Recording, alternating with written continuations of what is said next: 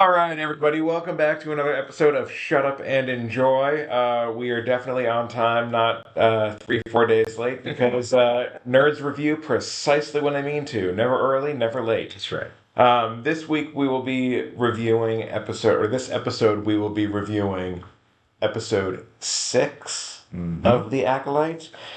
And there's some Easter eggs in this one. There are some questions to be raised. There are some theories to be had. Let's just dive right into it. Let's go. As usual, you want to throw a synopsis our way? I don't have a synopsis. Make it up. What we saw in this episode was the seduction of Osha by Chimera. And the redemption of May. Attempted redemption. We think. By Soul. That could also be a seduction. We're not quite sure as of yet. Yes. So the whole premise of this episode was that the roles have been reversed, essentially. Yes. Osha's with Chimera, May is with Soul. And there are the two differences of philosophies and almost the getting the other side of the story versus the dogmatic views of the Jedi.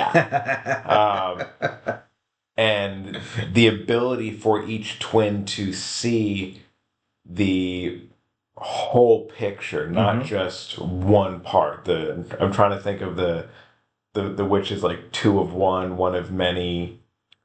Yeah, they did have their something like that, which is almost power of two. Power of two, like bringing that to. Yes. Maybe it's not power of two people; it's the power of the two sides of the greater entity that is the Force. Right.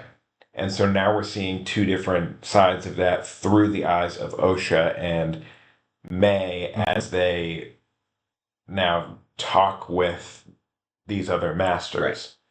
Still not yet a Sith. I'm holding on that. I'm holding on it. Yeah, we're not sure if he's a Sith or not. If we're not sure if this is the beginnings of the Knights of Ren. It's all left out there, which is good. Yeah, which is good that we're getting breadcrumbs. So some answers, but we also have some things to look forward to here in these next two episodes. So absolutely, yeah. So we start this episode with Osha waking up on as it's titled to them, Unknown Planet. Unknown. It looks a lot like the planet that Luke Skywalker was hiding out on Ahch-To, which at the time of the High Republic, it was actually an unknown planet in an unknown, unmapped, uncharted region of the galaxy. So we could be seeing it from that point of view, where it actually is unknown and it's not Ahch-To, but it looks a little too much like it. Now, we didn't see the groundskeepers of the first Jedi Temple, but they could be on a different island on the other side of the planet, because never seen so much green in all the galaxy before. And it starts off with, she's in this like cave of what we learn later containing veins of cortosis. Yes. The magical energy disruption or metal in the Star Wars universe versus, not to be confused with Beskar, which is just resistant to it.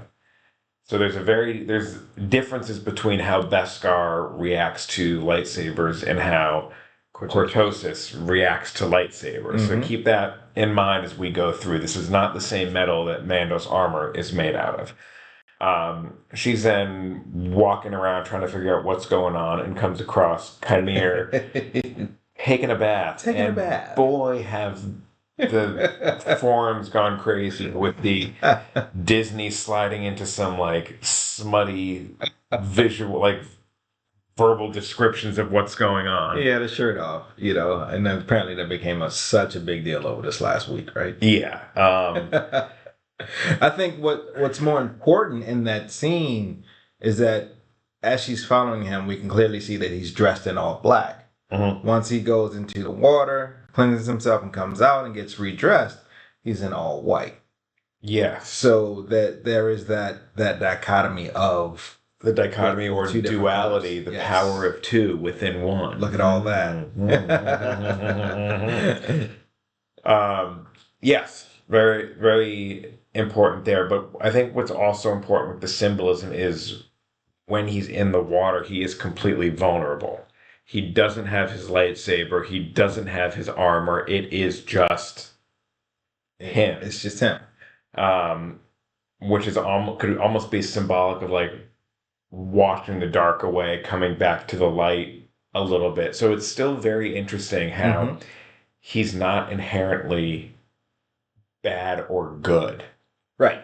We still don't know. And when he brought Osha from Kashyyyk there, clearly not Kashyyyk. What the fuck?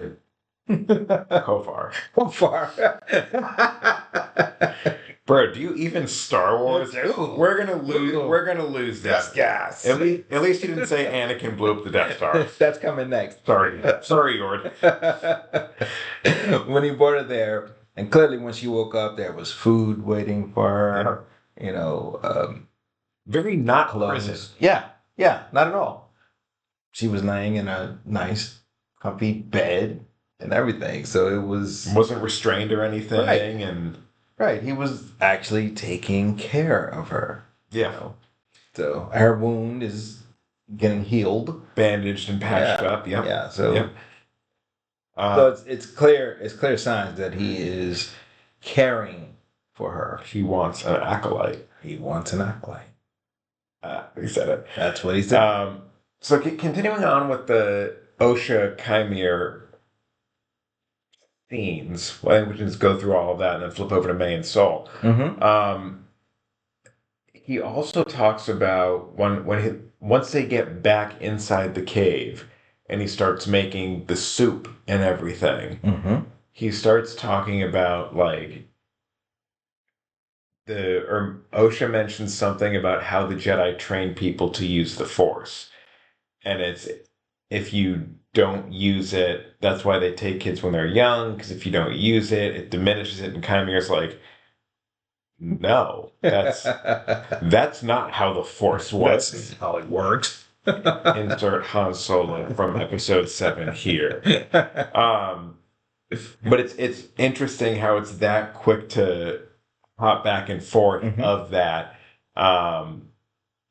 and adding more of a deeper understanding of the Force. And it's not just the Sith and Jedi versions of it. It's a whole other perspective. So we're almost getting a third perspective into the Force and how it works through this maybe dark Jedi? Maybe. Yeah, we still don't know. Yeah. Because he might also be on a revenge mission for a reason. Doesn't necessarily make him evil, and just makes him on a revenge mission. And people did him dirty. But how long ago did people do him dirty? Because there's that line in there where it's, I used to be a Jedi. I don't remember you. It was a long time ago. So like, how old is he actually? Yes. I think at this point, he can't be Plagueis. If they make him Plagueis, that is obliterating a lot of Plagueis's. I mean, it's not canon, so they could, but they're obliterating a lot of what made him so powerful as he groomed Palpatine to take over. Because Plagueis was a Moon, whatever the species of the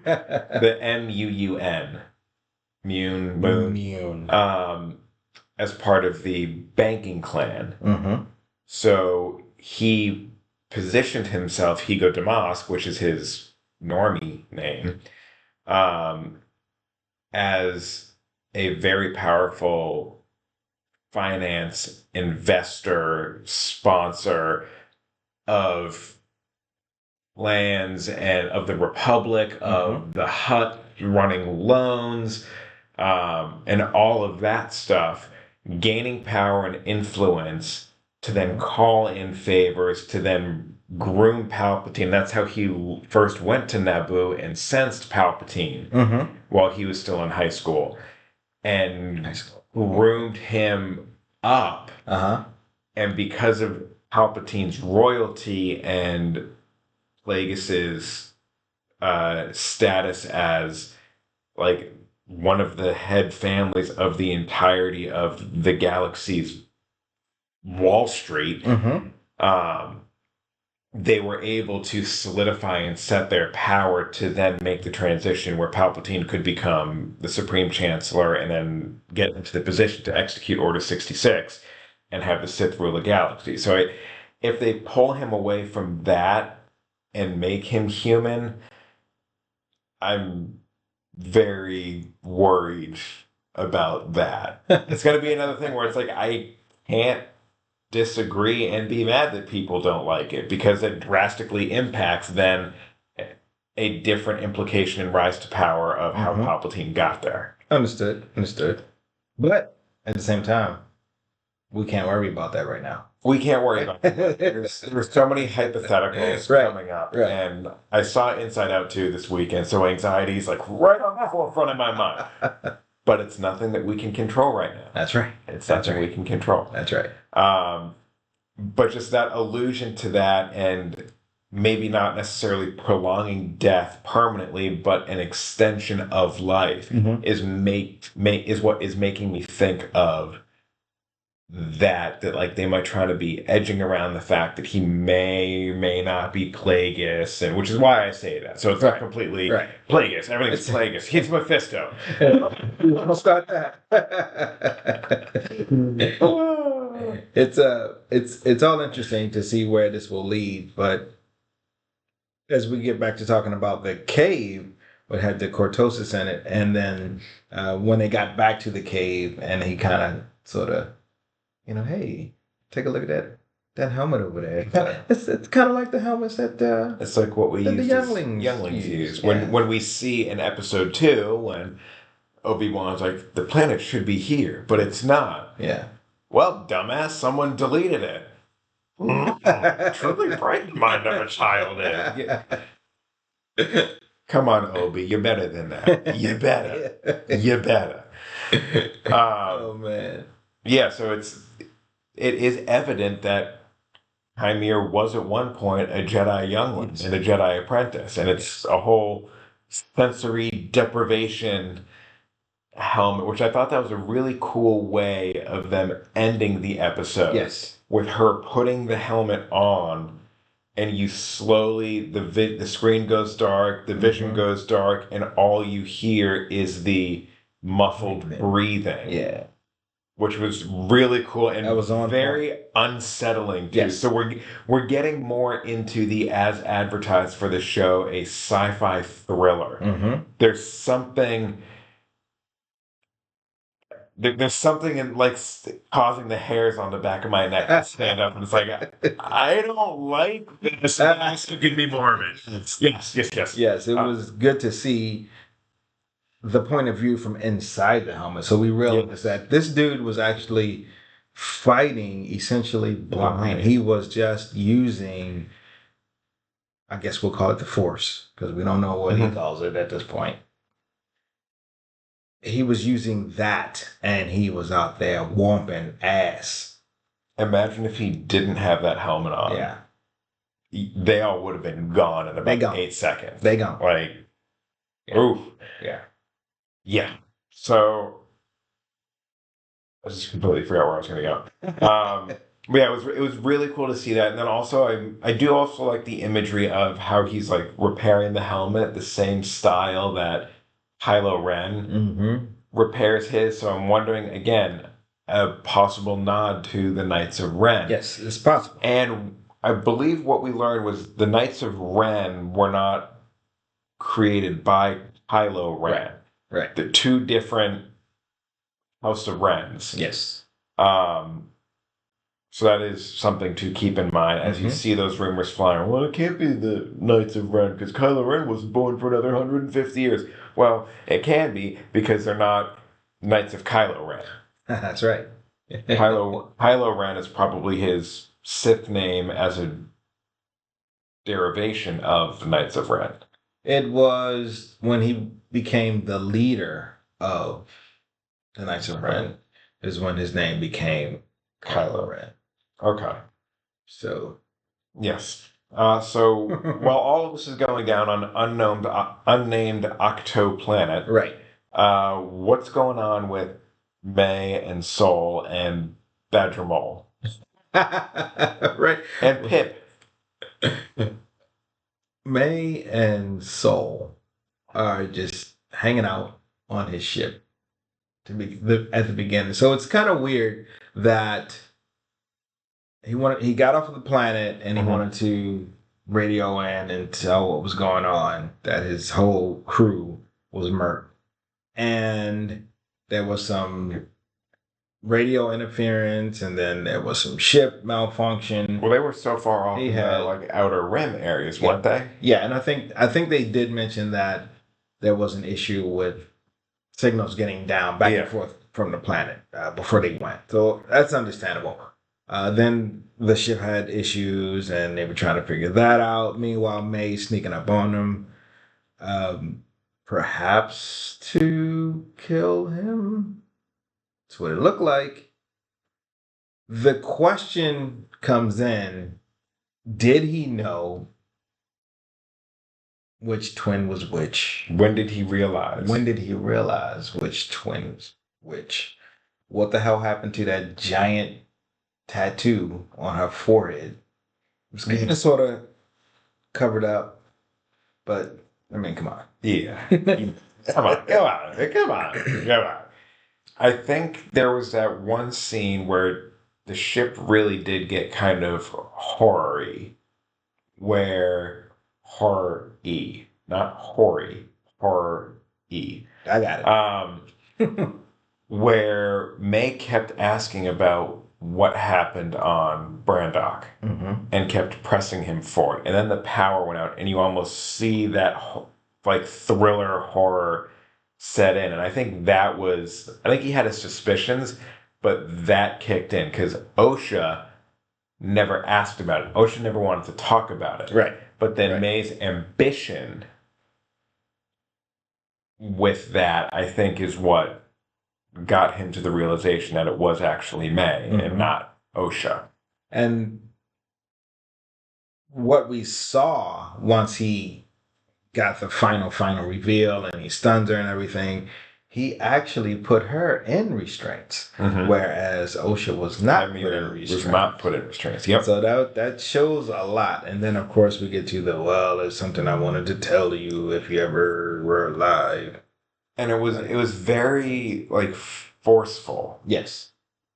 Too, like there's something I wanted to tell you, and now you're going to listen. You gotta listen. You got no choice. You're going to listen to me. You can't get out of these restraints. Yeah. So, and it was kind of fun seeing Badger Mole, whatever the hell their name is. I forgot what the hell. Like walking around, like still sniffing out. Yeah. But even then, once, like right in the beginning, he's tracking May around. But once May also sets in, she has almost that force echo of Indara testing her of what do you see on the screen? Yes. Are you sure? And you hear that because this is the same ship that was back on Brandok. So having that flashback, almost reawakening thought that then prompts May of, well, what happened on Brandok? Yeah. Why did this go that way? Yeah. And I wonder if Osha at all had those thoughts and we just didn't see it. Or maybe because she's more at peace with it and doesn't still have that regret and anger and fear and hatred and sufferings that happened. Maybe she didn't. I don't know. I'm hypothesizing. It's still unclear. And again, we have 2 more episodes to get some answers to many of these questions we have. Yes. We didn't even mention that Kamea had the big scar on his back. And where did that come from? Who did that? We'll get to that. We'll get to that one. Because there's many big facets and plot points in this episode. There's the May track, there's the OSHA track, there's the what the hell happened on Brandok track, there's how does Chimera fit into this, and then there's the Vernestra Row track, and that's piqued my fancy. That's interesting. I feel like she knows a lot more than she's. Yes, she was very snippy with. Why didn't you tell me that there was a chance? Yeah. And very accusatory in that sense. The way Soul is almost being accusatory now. Vernestra, for those of you who don't know, Vernestra Rowe is, I believe, like the only character at this point who's directly from the High Republic books that we've now seen in live action. They mention Yoda in the High Republic books, but we don't have Yoda here, which is it's fine. It's fine by me. Yeah. But Vernestra has the light whip, which is actually it's not always a light whip. There is a setting on the hilt where she can ignite it as a true saber, and then almost flip a switch and fling it back as the light whip. So she can go either way on it. Vernestra at 15 was made a Jedi Knight, which at the time was the youngest in that era to be made a Jedi Knight. At 16, I believe she was given a Padawan. Wow. The Padawan ended up dying in the fall of Starlight Beacon when the Nihil attacked that and Starlight went boom. Her old master and her Padawan died. Vernestra had also become a way seeker, and a way seeker is similar to what people thought Kalnaka had become, which is someone who kind of lives outside the council's purview, and they truly follow the Force to discover a more in-depth knowledge of the Force and find out where the Force is leading them. That was all happening in the books. However, it seems like this version of Vernestra has taken a complete 180 and she's now playing politics and worried about telling the High Council stuff because of Republic enemy. Like, something happened with her in the last 75 to 100 years that completely changed her entire demeanor. And I'm more curious about that now than anything else. Okay. And a fun little Easter egg with that is when her Padawan, maybe not her Padawan, but the other knight Padawan person, tall, lanky guy, was like, I thought you got sick when when you go into hyperspace. And she's like, no, I don't get sick. It's just unsettling. The reason it's unsettling, and in part what made Vernestra such a powerful way seeker, was that one of her attunement abilities to the Force was that when she was in hyperspace, she would actually see visions of the Force. Some of them came true, like she predicted the vision on Valo that she tried to stop that she couldn't. She predicted the Nihil attack on, forget what planet it is. It was in the last book I read, where she then found the puzzle box that led them to it was essentially the weapon that caused the what is it, the original hyperspace disaster that pulled a ship out of hyperspace. It exploded across like 4 systems that started the whole major war with the Nihil, between the Republic and the Nihil, which is incredible. And there's a lot there to deal with within the lore and potential lore of everything that's going on. Mm-hmm. So I'm really excited to see where they go with her, and how they continue to develop her character, especially if she's hiding something, which it's very evident she is. Clearly, yes. And see what exactly she's hiding and how she plays into this. Okay. Now, we always talk about how in media we shouldn't have to go from one form to another. You know what I mean? So you just struck a chord, my friend. Oh boy. So we do talk about that a lot in the fandom, that that you shouldn't have to. And the good thing about it is all that you just explained, knowing it doesn't change what I see this character as, and that's a good thing. So what we have in this form of it, in the live action form, can enhance what you know from the book form, and then also now there's a lot to play with in between that. How do we get from where you know her as in the book to where she is in the live action, and the difference that is in there? So not to get off on a huge tangent, but a quick question. Yeah. Do you think this is more effective at that character bridging than Ahsoka was from Rebels? Because that was a big critique in that there's the adaptation from animation to live action. It's under a different label. It's not Star Wars Rebels Season 5, but Ahsoka Season 1. And one big critique that a lot of my friends and family have said is that there's so much lore that was not covered or addressed, so there was no... I don't get why I need to care about this character. So in that sense, in the adaptation of the media, going from the books to this live action versus from animation on Rebels to live action, which one do you think was more effective storytelling? With books, which are a longer form of media as opposed to visual media, where you have the average animated series is 30 minutes long.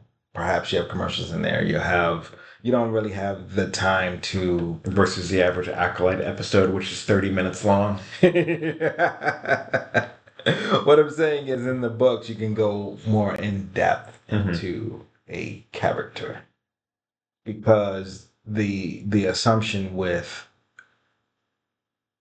books is that there is the time to expand on a character, to get into a character's motivations, a character's thoughts, a character's feelings, whereas in the visual form, the average person who's watching that visual form really isn't going to get that same attention.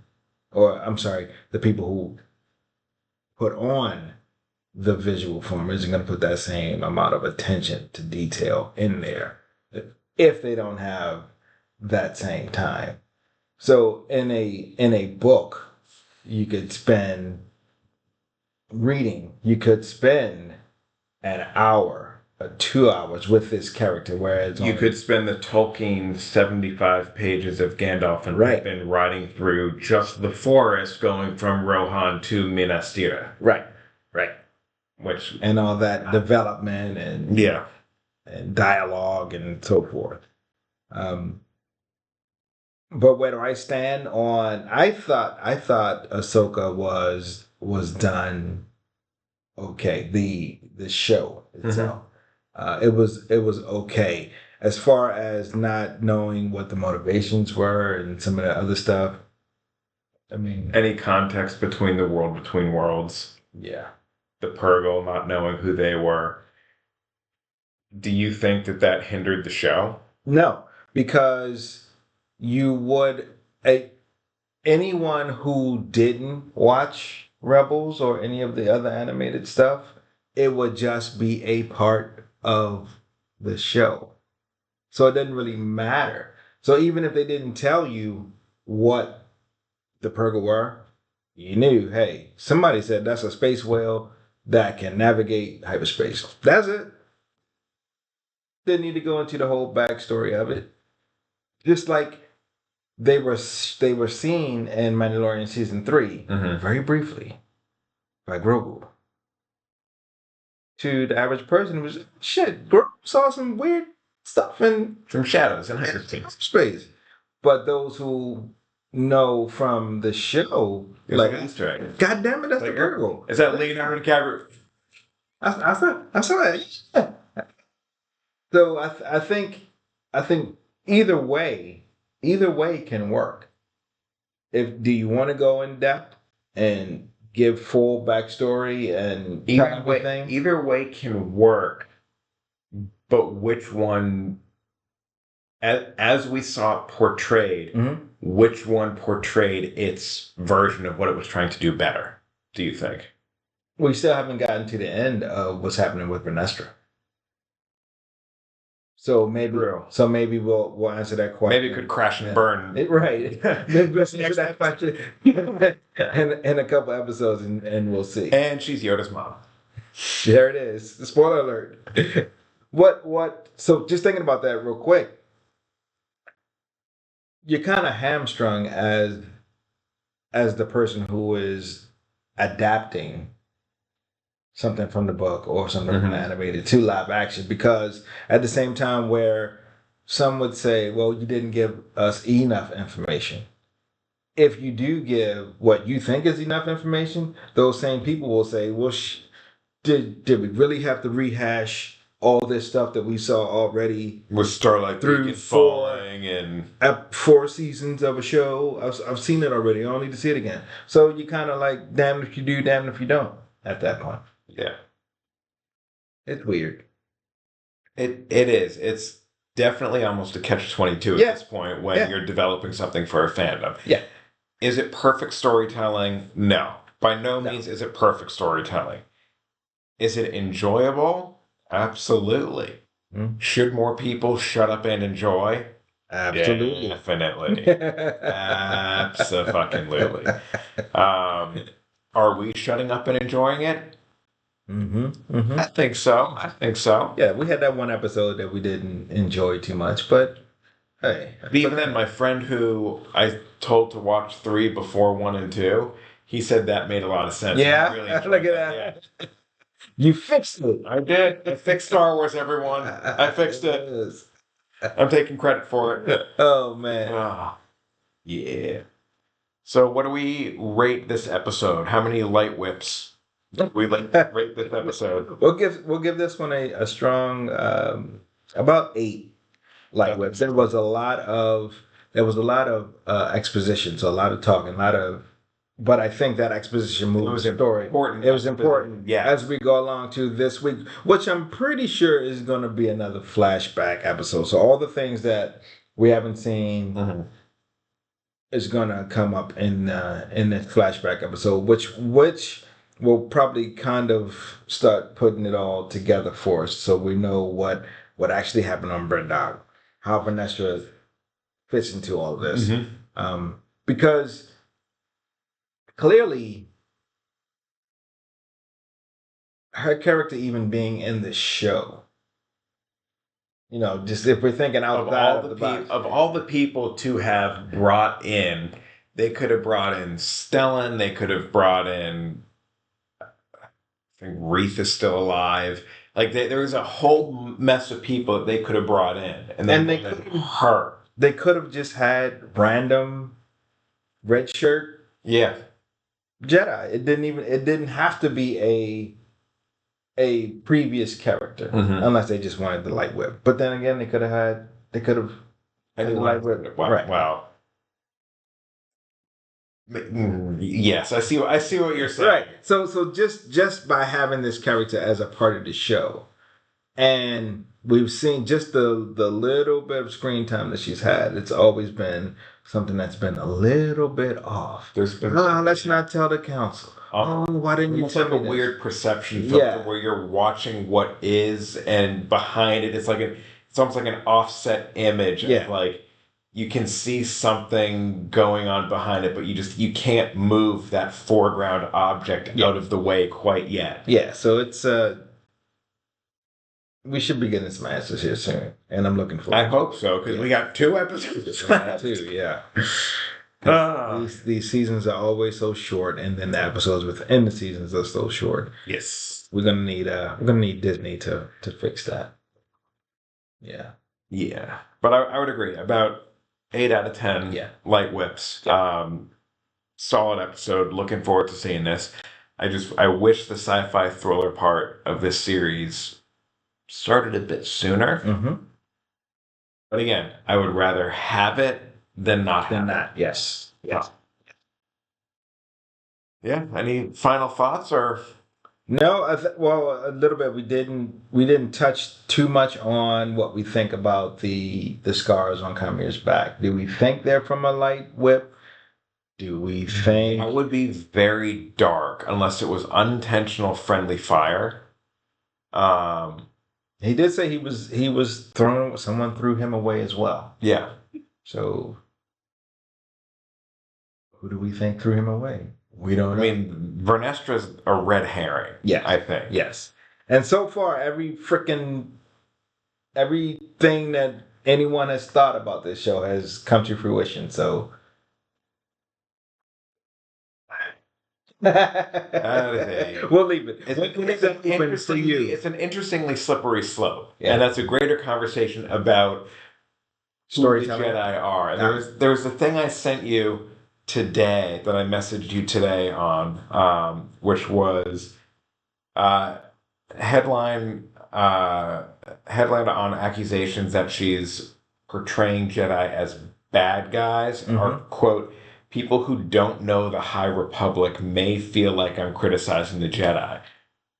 The High Republic Jedi were so unbelievably arrogant and full of themselves. Like, not even like what we see in the Phantom Menace, Attack of the Clones, and Revenge of the Sith. Like, they thought that they were actually the second coming of the father, the daughter, and the son. Like, that's not shocking either. No, it's not. Like, they were actually that full of themselves. So seeing them as people who, it's like, God, if this were high school, you would be the most annoying SOB to fucking deal with. Like, you're not actually God's gift to mankind, to the galaxy. You're not. You're an arrogant religious zealot. The Jedi and the Sith are religious zealots, case in point. The only reason we like them is because we were introduced to them from their point of view. From a certain point of view. That's all it is. That's why we were set up to like them. It makes sense, yes. But if they were here now and all of this, like the galaxy and stuff, and Earth was part of the galaxy, they would be seen as religious zealots who are granting themselves autonomy over everyone else and supersede something like the UN. They would essentially, for all intents and purposes, be classified as a terrorist organization centered around a kidnapping cult. Right. Like, no, they're not great. Yes, I can feel all of you screaming at your computers. Come on. Come on. Let the hate flow through you, you righteous bastards. And on that note, we'll be back in 3 days with a review of episode 7. So, with that, may the force be with you. Always. And don't try to kill me. Or do. It'll be fun. Yeah.